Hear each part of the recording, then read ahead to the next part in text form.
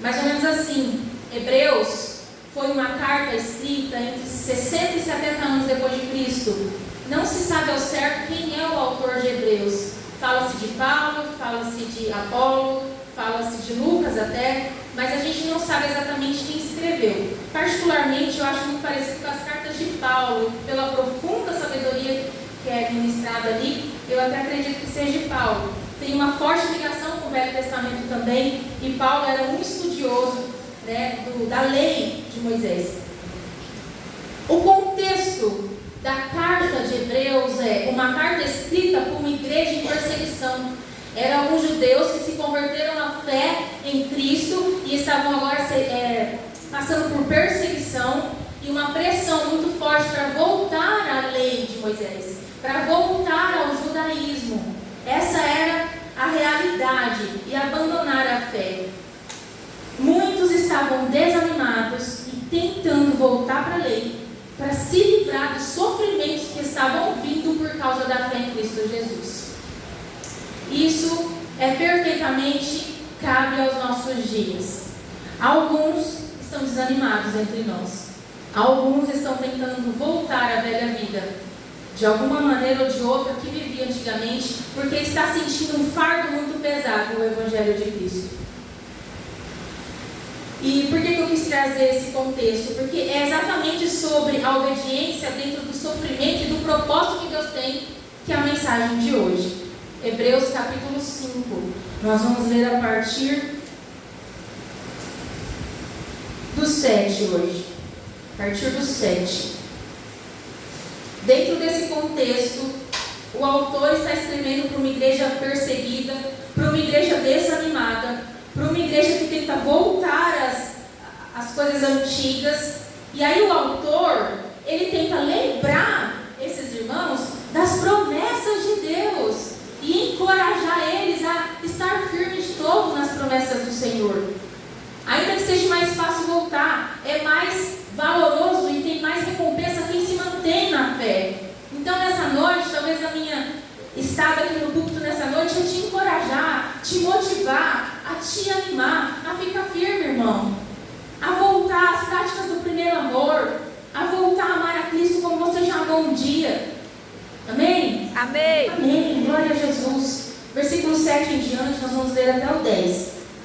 Ele, Jesus, nos dias da sua carne, tendo oferecido com forte clamor e lágrimas, orações e súplicas a quem o podia livrar da morte, foi ouvido por causa da sua reverência. Embora fosse filho, aprendeu a obediência pelas coisas que sofreu, e tendo sido aperfeiçoado, tornou-se o autor da salvação eterna para todos os que lhe obedecem. E Deus o nomeou sumo sacerdote segundo a ordem de Melquisedeque. Glória a Deus. Jesus, por se manter obediente em meio ao sofrimento, deixa eu pegar aqui que eu não quero errar. Jesus, por se manter obediente em meio ao sofrimento, ele foi aperfeiçoado. É isso que está dizendo o texto. Ele foi aperfeiçoado. Por ter sido aperfeiçoado, ele conseguiu cumprir o seu propósito. Queridos, todos nós aqui temos um propósito na mão de Deus. E se a gente não alcançar também esse aperfeiçoamento, se a gente não estiver no caminho, olha, nós não somos totalmente perfeitos e talvez nunca seremos. Aqui na terra não seremos. Apenas quando, no dia do arrebatamento, que o nosso corpo será glorificado. Aquilo que era corruptível se tornará incorruptível. Nesse momento, nesse glorioso momento, a gente vai se tornar perfeito como Cristo. Mas até lá nós estamos buscando por esse aperfeiçoamento, essa santidade. Mas Jesus, ele foi aperfeiçoado porque ele cumpriu o seu propósito. Jesus nos chama a cumprir o seu propósito também. E por cumprir o seu propósito, ele foi nomeado por Deus, pelo Pai, a ser e a estar num cargo superior ao de todos os sacerdotes. Ele foi chamado de sumo sacerdote eterno. Jesus está hoje com esse galardão nos céus. Então a Bíblia começa dizendo que Jesus, nos dias da sua carne, nos dias que ele esteve na terra, cansaço, que sofreu fadiga, que sofreu dores, como eu e você. Então nós não estamos falando de Jesus o Deus, estamos falando de Jesus o homem, que assim como eu e você sofre por angústias, tristezas, dores. Jesus foi traído, Jesus foi rejeitado, Jesus foi humilhado, foi cuspido. Jesus sofreu talvez as piores dores, sendo ele conhecedor da alma e do coração das pessoas que faziam isso contra ele. Mas ele sofreu nos dias da sua carne, em dias de sofrimento, de angústia, de cansaço. Ele ofereceu algo a Deus. Ah, mas eu consigo oferecer algo a Deus nos dias do meu sofrimento? Você consegue oferecer algo a Deus nos dias do teu sofrimento. No dia da dor, no dia do cansaço, no dia que eu estou esgotada, no dia que eu não estou conseguindo nada, eu consigo. Você consegue oferecer a Deus algo. Aleluia. Cada um na medida que Deus lhe concede, você consegue oferecer. O que Jesus ofereceu? Eu não quero enfatizar o que ele ofereceu. Aqui foi uma oração, mas eu quero enfatizar como ele ofereceu essa oração. Aqui diz que com forte clamor e lágrimas, orações e súplicas a quem o podia livrar da morte. Clamor é oração com emoção e urgência. Sabe aquela oração feita com muita urgência? Sabe aquela oração feita com muita emoção? Que você chora, que as lágrimas começam a descer do seu rosto? Com humildade, sabendo que só Deus pode fazer por você aquilo que ninguém está podendo fazer? No momento da sua dor, da sua angústia, da situação que você está passando? Sabe aquele clamor que é feito com persistência, sem desistir, com lágrimas nos olhos? É o clamor que a igreja precisa retornar a ter, retornar a fazer. O mesmo clamor de Jesus nos dias da sua carne. Então não podemos dar desculpa para a nossa falta de oração com clamor. Precisamos voltar às trincheiras da oração com clamor nos nossos corações. Aleluia. Com tristeza, com lágrimas, com arrependimento. Não chegar a Deus dizendo o que você quer, mas chegar a Deus perguntando o que o Senhor quer hoje, Pai. Aleluia. O que o Senhor quer de mim hoje, o que o Senhor quer da igreja hoje. Não é ditando a Deus, eu quero assim, assim, assado, faça desse jeito, desse outro jeito. O Senhor viu, o Senhor deixou de ver, olha que coisa errada. Não, é Senhor, me perdoa se eu fiz algo errado. Me alinha de novo nos teus caminhos. Por misericórdia, Senhor. E com súplicas, com clamor e súplicas, ele ofereceu oração a Deus. Com súplicas, que é um quebrantamento intenso. Será que a gente pode dizer hoje que a igreja como um todo se quebrando intensamente na presença de Deus? Eu disse outra vez, eu senti vergonha das minhas próprias orações, de às vezes ser tão fria com Deus, de às vezes pedir das minhas necessidades, e não me quebrantar perante a face do Senhor, aquele que tudo pode, que tudo via, que som no meu coração, que via quantas coisas aqui estavam de errado, e eu não estava pedindo conserto, eu estava pedindo coisas. Faça isso, Senhor, faça aquilo, eu preciso do Senhor. Querido, o que você precisa, Deus já sabe. O que tem de ausência, o que precisa de provisão na sua e na minha vida, Deus sabe. Agora o que falta em nós é um quebrantamento, é súplicas, é misericórdia, lágrimas nos olhos, é um coração contrito. E Jesus ofereceu essa oração ao Pai, sendo filho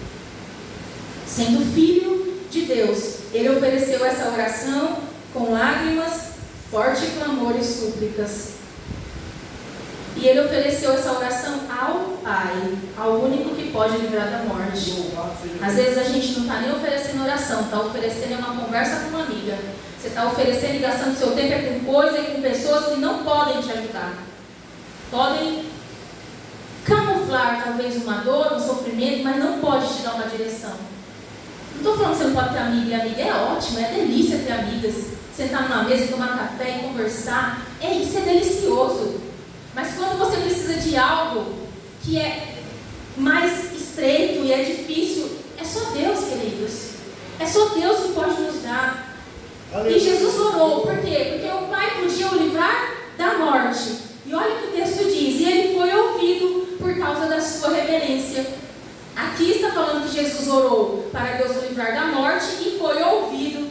Como assim? Que oração foi essa que ele foi ouvido? Sendo que ele foi para a morte, ele foi para a cruz. E aquilo que ele pediu, lá em Mateus 26:39, Pai, se possível, passa de mim esse cálice. Deus escutou a oração. Só que Deus ficou com a parte da vírgula para frente. Contudo, seja feita a tua vontade, conforme a tua vontade. Então, às vezes, Deus vai responder a nossa oração, só não vai responder do jeito que a gente está querendo. Às vezes, Deus já te respondeu, você ainda que não enxergou a resposta. Às vezes, a situação já se moveu de forma a Deus dar a solução para essa situação. Mas você ainda está se movendo nas palavras que você disse na oração da noite anterior. E você está falando, Deus não me ouviu, porque nada aconteceu. Não sabe, igreja, que Deus trabalha no invisível? Não sabe que enquanto você está pensando em algo, Deus já fez, Deus já moveu lá na frente, Deus já se moveu a circunstância. Aleluia! E Deus fez isso com Cristo, e aqui fala que Jesus foi ouvido, mas não naquilo que pediu. Se possível, passa de mim esse cálice. Afinal, nem da morte Jesus estava falando, mas do peso de ser derramado sobre ele todo o pecado da humanidade. Então, o peso do pecado da humanidade era insuportável para Jesus. Então ele falou, passa de mim esse cálice, Pai. E Deus falou, filho, da vírgula para frente eu vou te ouvir, vou fazer conforme a minha vontade. Você vai receber o cálice, mas é só por um tempo. E apenas 3 dias eu te ressuscitarei. Ou seja, eu vou permitir, filho, que você morra. Eu vou permitir esse sofrimento, essa angústia, essa situação, mas é por um período necessário para a tua vida. E todo sofrimento é molde de Deus. Ele está amassando o vaso. Ele está moldando o vaso. Ele está lapidando o diamante. E você está chorando, achando que Ele não está te ouvindo. E Deus está falando, quando esse vento passar, tudo vai se colocar em seu lugar. E você vai ver que o meu jeito, a minha resposta é melhor do que o teu jeito, o teu modo de querer. Então começa a confiar no Senhor um pouco mais. Começa a depender do Senhor um pouco mais em oração. Começa a colocar o Senhor na frente das tuas decisões. E todo sofrimento, toda angústia, toda situação que parece que vai levar a sua vida junto, Deus vai pôr em ordem, Deus vai pôr no lugar. Você precisa crer e confiar como Jesus creu. E ele tanto creu que depois de orar suas gotas de sangue, ele foi para a cruz. Ele não saiu correndo quando aqueles fariseus chegaram com armas para pegá-lo, para prendê-lo. Jesus falou, pode me levar. Eu acabei de orar pedindo para meu Deus, para o meu Pai, me livrar desse cálice, mas se Ele não livrou, pode me levar. Pode me levar, ou seja, seja feita a vontade do meu Deus. Vai doer, vai ser humilhante, eu vou sofrer muita rejeição, eu vou ser abandonado por aqueles que eu esperava que estivessem perto de mim, mas pode fazer o que quiser comigo, porque é da vontade de Deus que eu passe por isso. Comece a enxergar o teu sofrimento assim. Porque Jesus não permite sofrimento sem propósito. Se está sofrendo, se está apertando, se está doendo, é porque Ele está moldando você. E é necessário esse molde do Senhor.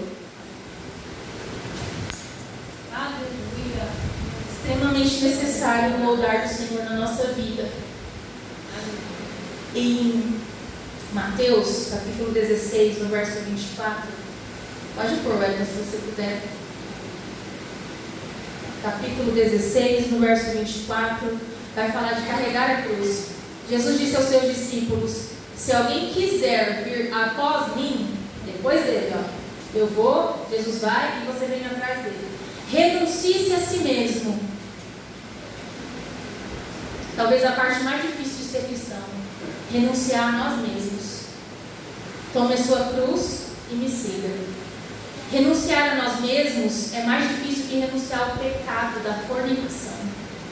Renunciar a você mesmo é mais difícil que renunciar à prostituição, à masturbação, seja lá o que for de tão difícil que é para você abandonar, é mais difícil renunciar a você mesmo.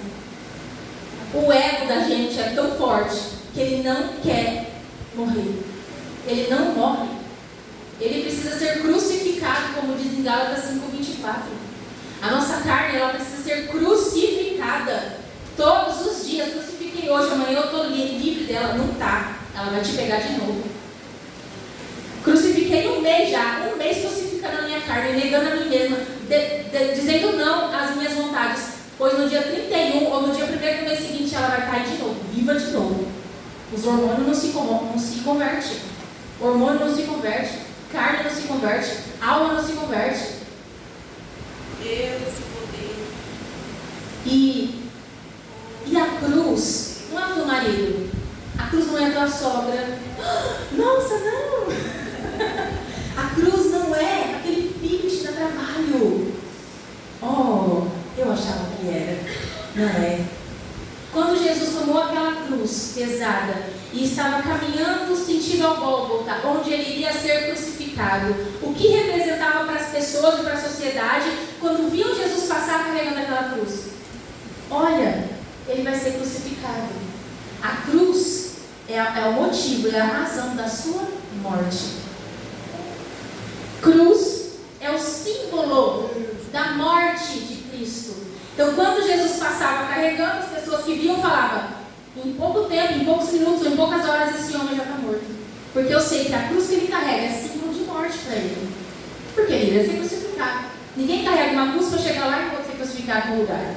Era o símbolo da morte dele mesmo.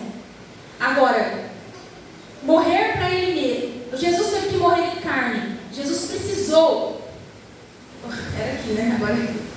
Jesus precisou ser pregado numa cruz como essa para que viesse a redenção dos nossos pecados. Mas Jesus era perfeito. Ainda que a Bíblia diz que ele foi aperfeiçoado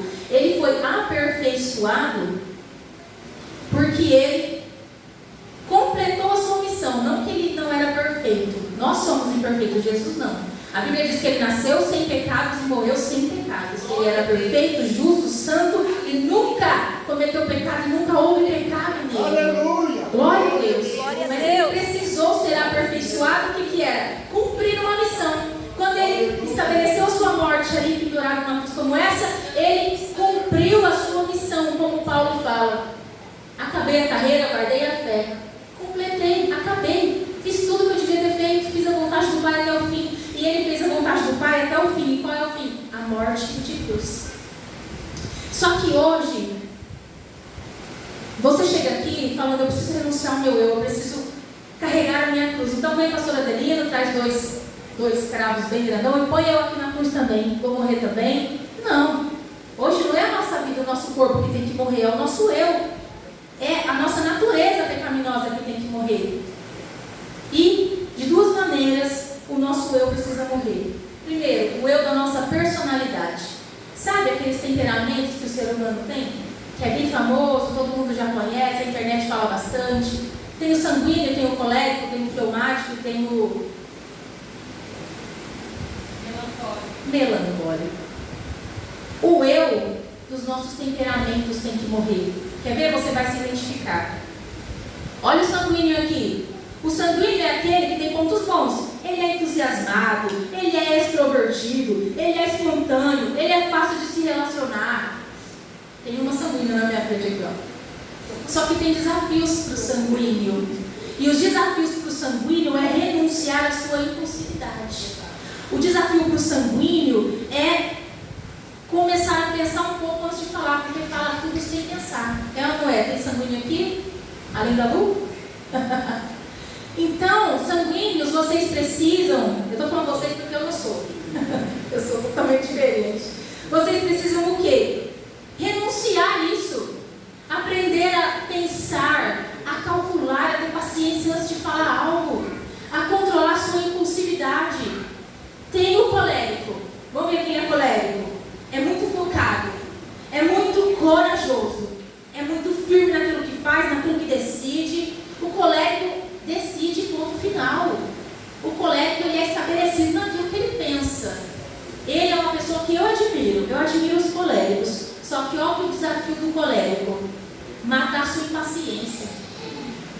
Queridos, os coléricos são autoritários. Eles acham que o que eles falam tem que ser lei. E a gente tem que ser humilde. Olha. Eles têm dificuldade em ouvir e controlar as suas emoções. Tem colérico aqui? Quem é colérico precisa controlar a sua paciência. Paciência é fruto do Espírito Santo. Longanimidade é fruto do Espírito Santo. Você precisa pedir a Deus em nome de Jesus: me ajuda a ser humilde, porque eu tenho dificuldade de ouvir as pessoas. Eu acho que o que eu penso é certo, ponto final, e não quero ouvir ninguém.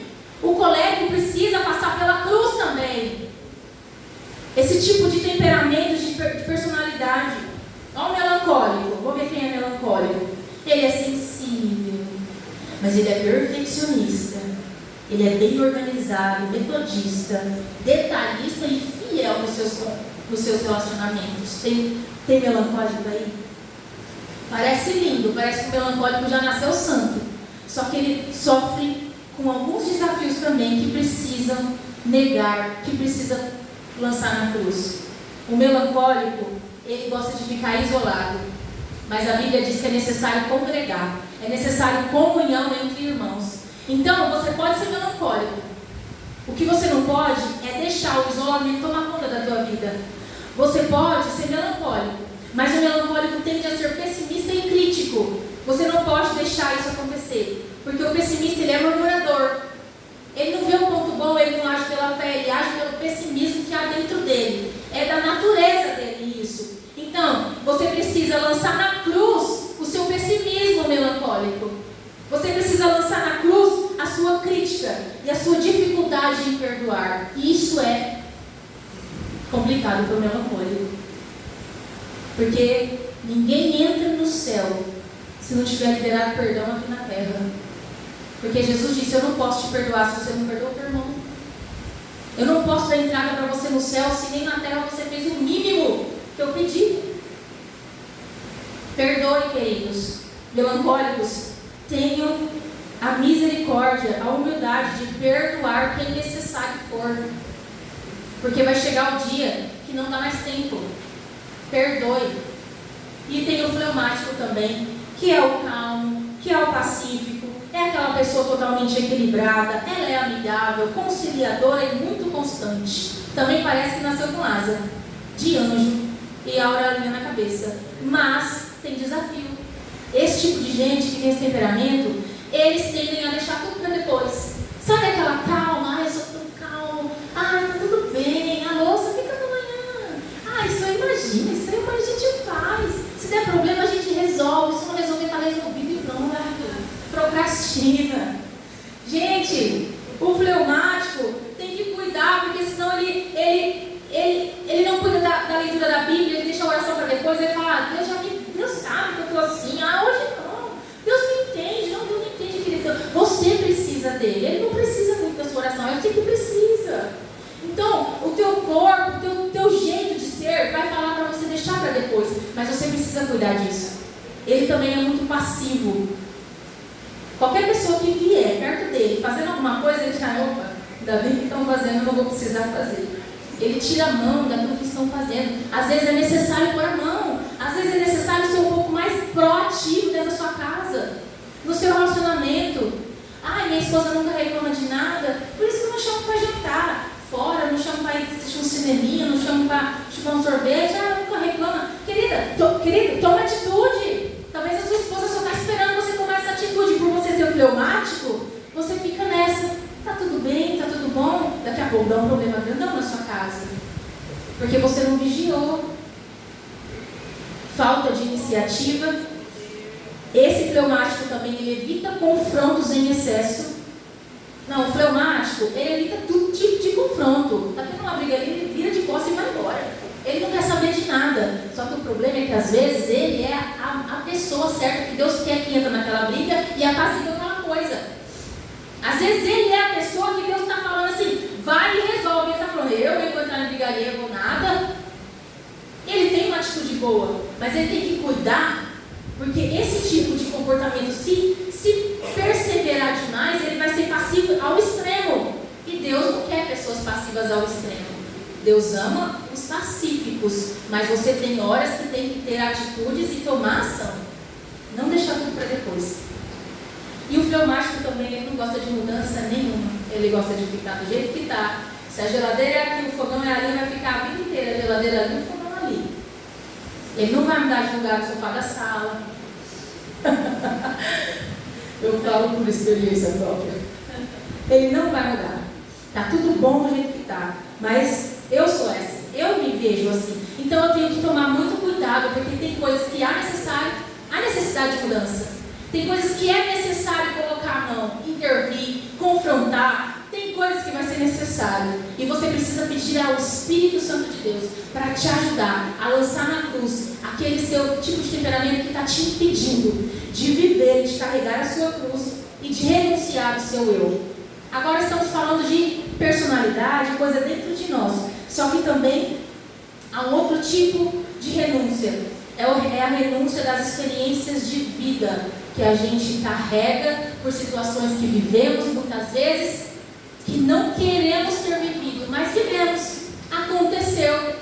Seu pai saiu de casa, você era criança, você cresceu com o espírito de rejeição. Você quis isso? Não, mas você carrega a rejeição desde a sua infância. Você se sente rejeitado na escola, você se sente rejeitado dentro da igreja, você acha que ninguém te ama aqui. Às vezes seu irmão não te dá paz do Senhor porque não te viu, você fala, é porque não gosta de mim. É porque eu tenho algo de errado comigo. Não, às vezes não tem nada de errado com você, nem com o irmão. Mas esse sentimento de rejeição que você carrega desde a sua infância faz você achar que assim tem que ser as coisas. E se você se sente assim, você precisa buscar e deixar na cruz também esse tipo de coisa. Deixar na cruz, porque cruz é molde de Deus. Renunciar a esse tipo de dor e de sofrimento.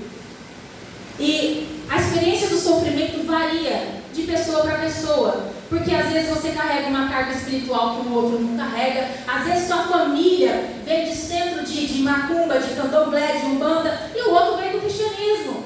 Às vezes vocês são tudo crente, da família toda, só que não é praticante, mas ama Cristo e tal.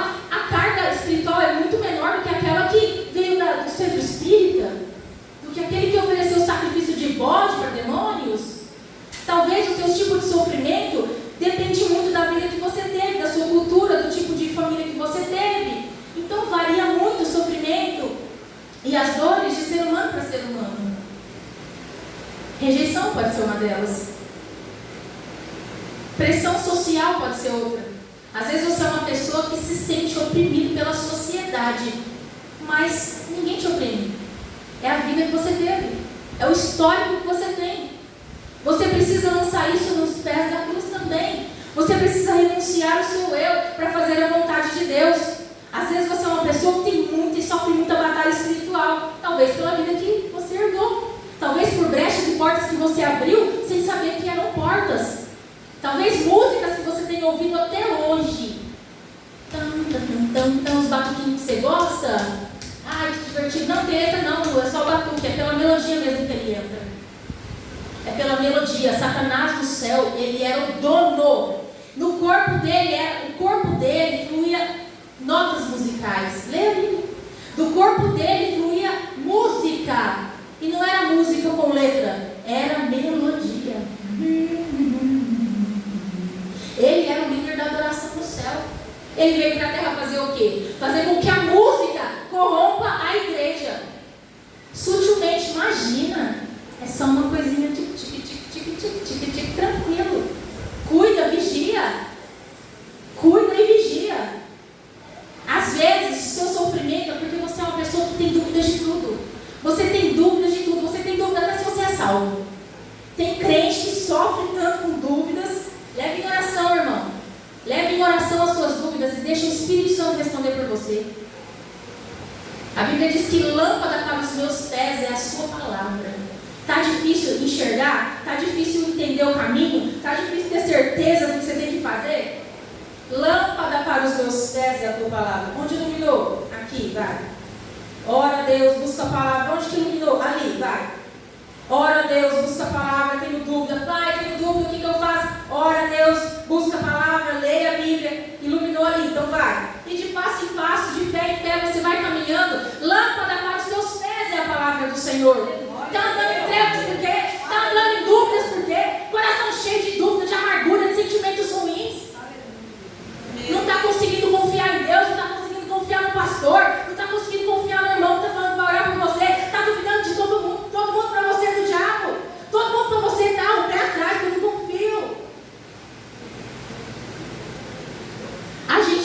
uma vida de relacionamento de confiança com as pessoas. Se alguém quiser quebrar esse relacionamento de confiança, quebre. Mas você precisa lançar confiança nos outros. Você vai se frustrar algumas vezes, mas você precisa confiar. Você não pode confiar em você mesmo. Você não pode dizer, eu posso tudo sozinho, eu consigo. Você vai ter momentos e vários momentos da vida, você vai precisar confiar. Tira as dúvidas. Tem pessoas que sofrem, de acordo com a sua realidade, por tentações. Tem pessoas que são tentadas todos os dias de várias maneiras. Tentadas a mentir, tentadas a fofocar, tentadas a cair em pecado, tentada a trair o marido, trair a esposa, tentada em todo tipo de coisa, em jogos de azar, são tentados porque, não sei dizer porquê, algo da sua vida, algo que você experimentou das suas experiências. Tem pessoas que sofrem com doenças, com perdas financeiras. Então, há tanto tipo de sofrimento, de dores. Tem pessoas que sofrem com uma traição que sofreu lá na adolescência. Ela acha que nunca mais vai casar com alguém, vai ter alguém de confiança do lado dela. Essas são as dores. Eu escrevi aqui muitas outras, mas senão a gente vai passar muito tempo aqui. O nosso eu, do nosso temperamento, precisa ser lançado na cruz. Renunciar àquilo que é difícil para cada tipo de gente, de personalidade. Agora, as experiências de vida também precisam ser lançadas na cruz. Eu sofri esse trauma de rejeição. Meu pai abandonou minha mãe, eu tinha 5 anos, minha irmã 6 e a outra 7. Minha mãe, dona de casa, nunca trabalhou. Minha mãe foi deixada só porque ele tinha engravidado outra mulher. Ele falou, bom, vai dar mal se eu ficar aqui, eu vou embora. Foi embora, virou as costas. Ele mandava o dinheiro da comida todo mês. Só que criança fica doente, criança precisa de remédio, de roupa. E a gente passou um sufoco muito grande. E como que eu cresci a minha vida inteira, passando essas necessidades financeiras, vendo a minha mãe ralar para conseguir pagar as coisas pra gente, e vendo meu pai a cada fim de semana viajando para um lugar com uma namorada diferente, gastando com as mulheres o que era para gastar dentro de casa, comprando para as namoradas o que era para comprar para as filhas. Quantas necessidades a minha casa passou, minhas irmãs, eu, minha mãe e minhas irmãs? Quantas? Porque meu pai nos abandonou. O que uma criança entende? A criança não entende que o homem tinha 20 e poucos anos, não tinha Deus na vida, era um louco, queria aproveitar a vida, como eles acham que aproveitar a vida é namorar 500. Ele queria isso.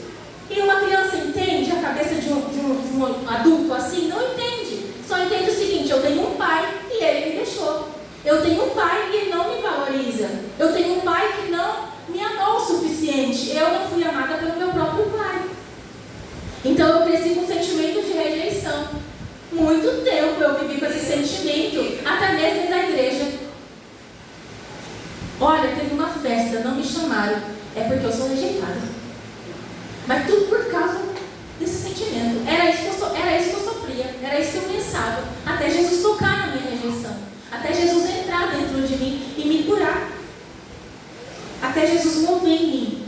Porque eu lancei na cruz as minhas dores. E Jesus nos ensina a ser obediente em meio à dor. Está doendo, eu não consigo perdoar. Ela falou coisas que são insuportáveis para mim. Perdoe. Seja obediente à palavra de Deus. Custe-lhe o que custar. Mas, Manu, você não sabe o que aconteceu nessa situação. Eu não quero nem saber. Perdoe, libere perdão e se ame novamente. Se ame novamente. Essa é a ordem de Deus. Comunhão, congregue junto. Ame, amor fraternal entre irmãos. Esqueça o passado. Viva o novo. Tenha compaixão. O texto que a Fer leu no começo. Sejam pacíficos. Sejam pacíficos. Está ouvindo uma discórdia ali? Pastora Edna está discordando do Danilo. Misericórdia. Vamos agir com passividade entre eles. Vamos agir de forma a trazer o amor de Cristo revelado no meio do povo de Deus. Amém? Qual o propósito de tanto sofrimento e de lançar tudo isso para Jesus e de falar, Senhor, eu renuncio a esse sentimento, eu renuncio a essas dúvidas, tentação, medo, seja lá o que for que você tem sofrido. Jesus também sofreu e foi fiel até a morte de cruz. Por isso Deus o exaltou e lhe deu um nome que está nome, e que todo joelho se dobrará nos céus, na terra e debaixo da terra. Todo nome, toda boca vai adorar o nome de Jesus. Aleluia! Glória a Deus! Tem um propósito no seu sofrimento e na sua dor. Tem um propósito em você ser obediente em meio a ela. O propósito é você ser aperfeiçoado como Jesus foi. Ainda sem defeitos, ele foi aperfeiçoado. Como? Cumprindo a sua missão até o fim. E eu e você, nós precisamos cumprir a nossa missão até o fim. Você não vai correr na praia, em nome de Jesus. Você não caminhou até aqui com Cristo para desistir por causa de qualquer confusão ali na frente. Você vai até o fim em nome de Jesus. E vai carregando o título de crente, cristão de verdade. Você não vai carregando qualquer título errado, não. Ninguém vai taxar você em nome de Jesus. Porque seremos uma igreja aperfeiçoada. Aperfeiçoada por Deus. Completando a nossa missão e obedecendo até o fim. Nós estamos no livro de Hebreus aí. Você vai um pouquinho para frente. No capítulo 12, no verso 5. Só umas páginas para frente. Olha o que diz o verso 5. E vocês se esqueceram da exortação que lhes é dirigida, como a filhos. Você é filho? Então é para você. Filho meu, diz o Senhor, não despreze a correção que vem do Senhor, nem desanime quando você é repreendido por Ele, porque o Senhor corrige a quem ama e castiga todo aquele a quem aceita. Se está sofrendo correção, se está doendo essa situação que você está vivendo, se Deus está te puxando a um alinhamento diferente daquele que você tem querido viver, é porque Ele te ama e Ele quer te corrigir. Agora, se você está em pecado, se você está fazendo coisas que você sabe, a sua consciência te julga, te culpa e te condena, e não tem nada na sua mente que te fale, você está errado, mude de caminho, comece a se preocupar. Porque nem mesmo Deus está mais corrigindo você. Ele te abandonou para você viver os seus próprios prazeres. Se a tua consciência já não te condena mais daquilo que você fez, daquilo que você falou, e aí isso aí é você e sua consciência, eu e a minha consciência. Se a tua consciência já não te acusa mais, sinta-se uma pessoa que não está sendo cuidada por Deus. Porque quando Deus cuida, Deus vai repreender, Deus vai puxar a tua orelha. Você não vai sentir paz estando em algum ambiente. Você não vai sentir paz em estar falando de certas pessoas. Você não vai sentir paz quando vierem te falar mal do teu pastor, mal do teu irmão. Você não vai sentir paz. Ainda que você até receba a palavra, você vai sair dali assim, meu Deus, não podia ter deixado isso em branco. Não podia ter deixado esse irmão falar isso. Não podia, eu tinha que ter defendido essa pessoa. Eu tinha que ter feito alguma coisa. É a sua consciência. É Deus tocando na sua consciência e te puxando para o lugar certo. Deus vai corrigir todo aquele que ama. Deus vai repreender. Deus vai fazer doer. Deus vai fazer você lembrar daquela situação, daquele caso que você tinha que ter feito diferente por anos, até você se arrepender. Deus vai fazer você se mover. E Ele não se cansa. Mas se o teu coração chegar a um ponto de tamanho endurecimento, Ele vai te deixar ao léu das suas próprias paixões. Não lembro o versículo, mas existe esse versículo na Bíblia, que Deus então fala, vai e faça o que tem vontade, porque eu já te tentei trazer para o arrependimento por tantas vezes que você não me ouviu. Amém? Tudo isso, se você quiser se aperfeiçoar, você vai fortalecer a tua fé. E fortalecendo a tua fé, você vai completar a missão que Deus te deu. Completando a missão, você vai ser testemunha para o mundo do Evangelho de Cristo Jesus. Mas você precisa ser amadurecido pelo molde de Deus. Você precisa, em meio às suas dores, tantas citadas aqui, você precisa se manter firme. Agora vai em Hebreus 12, que nós já estamos, no verso 3, que tem um segredo para a vitória. Verso 3. Portanto, pensem naquele que suportou tamanha oposição dos pecadores contra si mesmo. Contra quem? Contra si mesmo. Para que vocês não se cansem nem desanimem. A Bíblia está falando assim, ó, tem um segredo para você vencer. É você pensar naquele que suportou tamanha oposição contra si mesmo. Quem foi ele? Jesus Cristo. Jesus Cristo não sofreu a oposição que eu e você sofre. Hoje a gente sofre oposição por amar a Ele, mas Ele sofreu na carne e por causa dele mesmo. Hoje a gente sofre oposição e fala: Pai, estão me caluniando, Pai. Estão me humilhando, Pai. Estão me rejeitando por causa do nome que eu carrego, que é o nome de Jesus. Agora Jesus olhava para o Pai e falava assim: Pai, estão me humilhando, estão me rejeitando por causa de mim, Pai. Por causa do que eu vim fazer aqui, por causa do meu propósito de vida. E o propósito dele era morrer na cruz, ele tinha que cumprir. E quando a gente pensa em Jesus, que suportou essa tamanha oposição, é tamanha oposição. Ó, tamanha oposição. Essa palavra está dizendo que é algo grande, é algo opressivo mesmo. Jesus suportou algo desse tamanho por nós. E ele foi fiel até a cruz. Aí quando a gente sofre uma oposição, que vem de um ou de outro, a gente já quer desanimar. Já não vou mais para a igreja, porque eu fiquei irritada com aquele irmão. Já não vou mais. Já não vou mais ser crente mais, porque isso está me irritando. Qualquer coisa te tira do eixo. Qualquer coisa te tira do princípio. Qualquer coisa te rouba a palavra, irmão. Não deixa isso acontecer em nome de Jesus. Como que a gente faz para vencer? Como que a gente faz para nos fortalecer, para ser maduro na fé? Pense em Jesus. Espera lá, Jesus suportou. Jesus foi rejeitado, cuspido, humilhado. Jesus foi preso naquela cruz. E Jesus era tão perfeito, queridos, que eu fui pesquisar entre a teologia, o que eles falavam da personalidade de Jesus. Pode ver? Glória a Deus, aleluia. E os teólogos, eles não conseguem decifrar qual era o temperamento de Cristo. Porque quando precisava ser autoritário como colérico, ele foi. Quando ele chegou na igreja, no templo, e viu um monte de gente vendendo coisas e fazendo da casa do Senhor um covil de ladrões, ele arregaçou as mangas, virou mesa, ele foi colérico.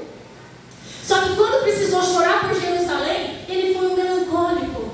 Ele se colocou na posição da viúva que estava chorando pelo seu filho. Ele foi melancólico.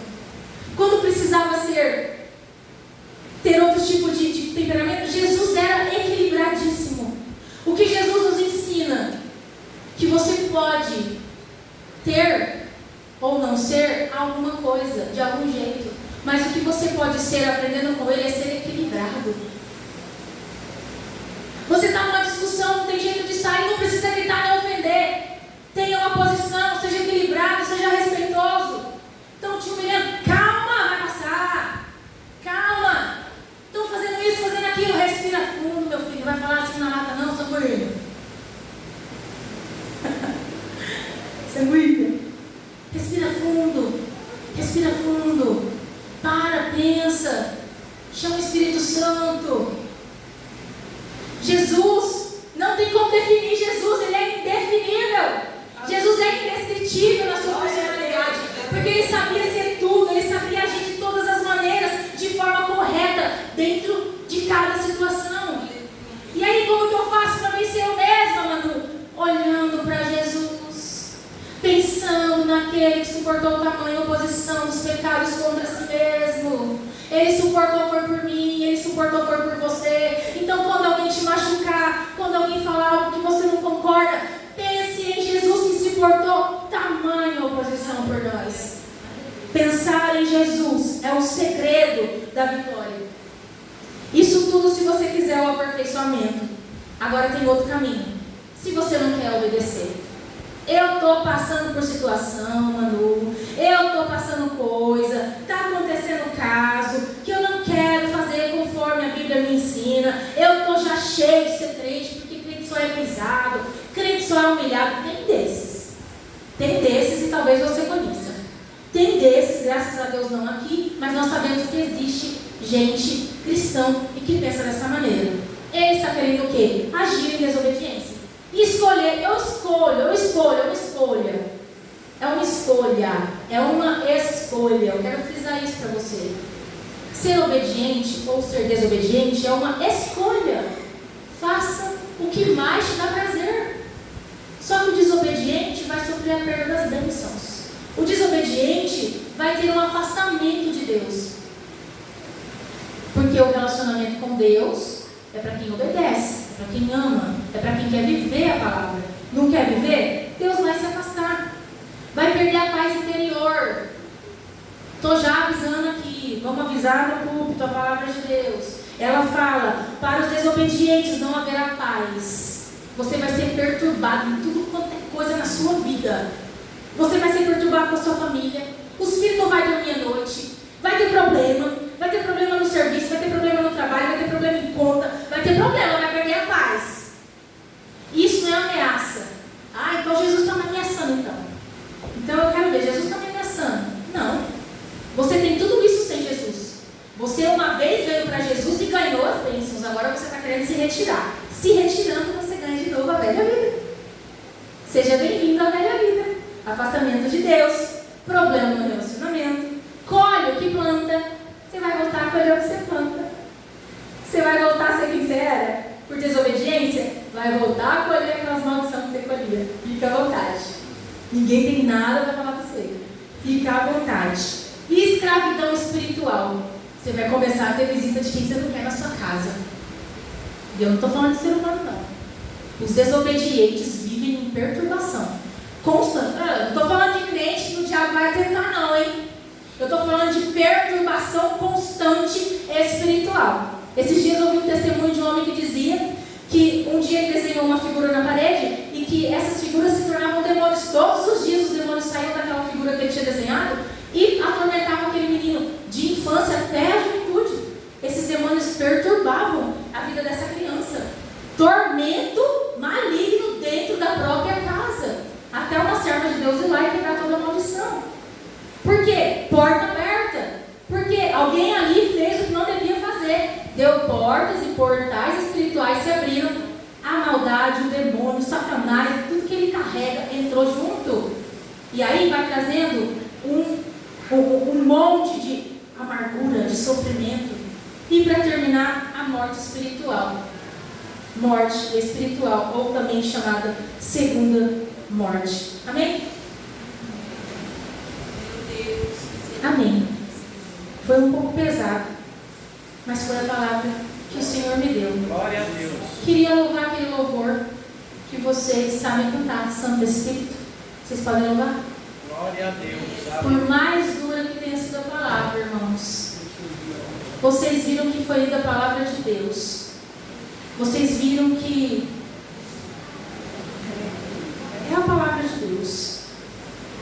Nós precisamos separar o nosso espírito da nossa alma e da nossa carne. A Bíblia diz que a palavra é viva e eficaz, e mais poderosa do que uma espada de dois gumes, e ela faz separação da alma e do espírito, para que você não viva como um crente carnal achando que é espiritual. Nós precisamos ser espirituais por abandonar a prática da carne, por abandonar as obras da carne e por deixar o Espírito Santo fluir na nossa vida.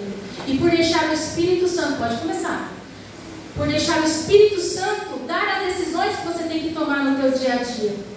E não deixar a tua alma gritar mais alto. Em nome de Jesus. Eu sinto através dessa palavra uma grande misericórdia derramada sobre a nossa vida. Um amor de Deus muito grande derramado em nós, porque Ele quer resgatar as nossas vidas nessa noite. Se você sentiu Deus falando com você, se entregue a esse louvor de coração. Busque a Deus no profundo e no íntimo. Quebrante o coração como Jesus quebrantou. Chore como Jesus chorou. Peça a Deus misericórdia, Senhor. Eu quero mudar de vida. Não há nada melhor a que se compara a esperança.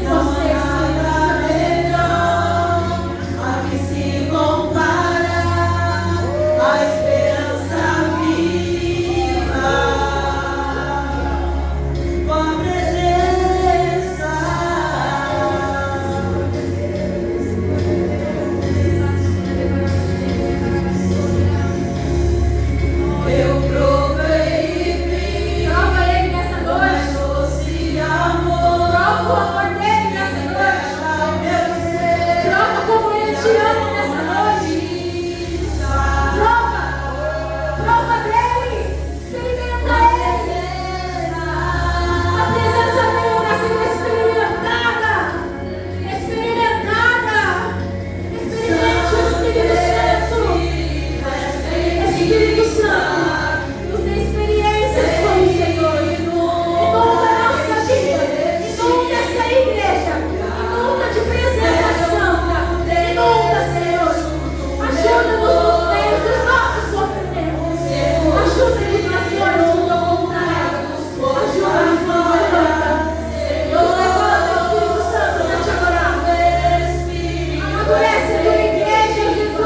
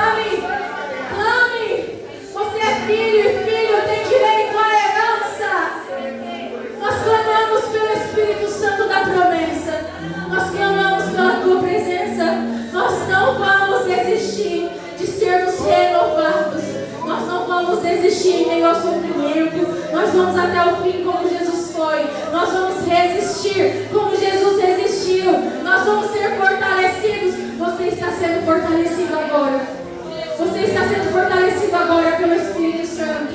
Ele está te fortalecendo para a batalha que virá, Ele está te fortalecendo para as lutas que você tem enfrentado, Ele tem fortalecido você, Ele tem dado vitória, Ele tem dado graça, Ele tem derramado agora dele sobre você. Receba em nome de Jesus. Receba em nome de Jesus. Receba com fé em nosso Espírito Santo, nós te amamos. Espírito Santo, vem transformar as nossas vidas. Espírito Santo, vem transformar o nosso eu. Vem fazermos renúncias por amor a Deus. Espírito Santo, move-se. Espírito Santo, transforma essa igreja. Espírito Santo, queima os nossos corações, quebranta-nos segundo a tua vontade. Move, aviva-nos, aviva-nos, aviva-nos. Nós queremos viver um avivamento genuíno. Nós queremos viver um verdadeiro avivamento, um verdadeiro derramar da tua presença. Nós queremos viver, nós queremos ser. Faça em nós primeiro, Espírito Santo. Aviva essa igreja nesse local, nesse ambiente. Aviva-nos para a tua glória. Te adoramos em nome de Jesus. Em nome de Jesus, em nome de Jesus. Te agradecemos em nome de Jesus. Em nome de Jesus. Glórias, glórias, glórias nós te damos.